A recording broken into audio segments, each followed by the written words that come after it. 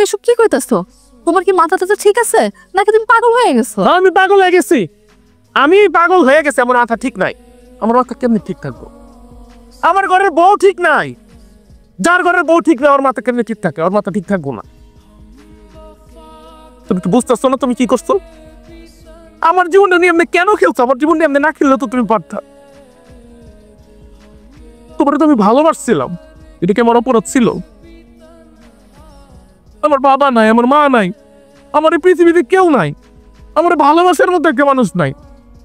যখন তোমার বিয়ে করছি আমি মনে করছি আমি সব পায়ে গেছি। তুমি একমাত্র যারা আমি ভালোবাসবো, তার কাছ থেকে আমি ভালোবাসাটা পাবো।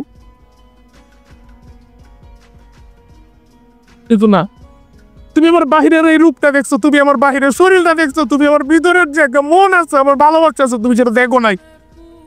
তোমার কাছে আমি সেটা পাই নাই। আমি আমি সবসময় তোমার ভালোবাসছি, আর তুমি তুমি সব সময় আমার অবহেলা করে গেছো। তোমার কোন পুরনো প্রেমিক আছে, তুমি বিয়ের পরও ওর লগে তোমার সম্পর্ক রাখছো। সময় অসময় তোমার লগে আয় দেখা করে, হয় তোমার লেগে এটা সেটা নিয়ে আয়। আমি বুঝতে পারছি, আমি বুঝতে পাইরেও বারে বারে ছাপ দিচ্ছি যে আমার বউটা মনে হয় ভালো হয়ে যাবো, আমার বউটা মনে হয় আমার কাছে ফিরাইবো। কিন্তু না, তুমি কখনোই আমার ভালোবাসা বুঝো নাই। আরে তুমি তো সবই বুঝো।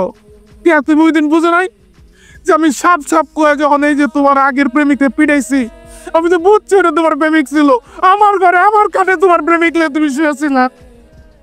কিন্তু আমি আমি তো তোমার অনেকবার সুযোগ দিছি যে তুমি সব চাইলে আমার কাছে চলে আসো। আমি আবুল কিন্তু আবাল না। তোমার কাছে আমি আবাল চাইয়া থাকতাম। আচ্ছা, তুমি তুমি আমার ভালোবাসতে তোমার সমস্যাটা কি? আমি দেখতে কাওয়া, আমি মোটা, আমি দেখতে ভালো না। হ্যাঁ, আরে তোমার যে আল্লাহ বানাইছে, আল্লাহ আমারে বানাইছে। ওই আল্লাহ আমারে যেভাবে বানাইছে মাটি দিয়ে, তোমারও ওইভাবে বানাইছে।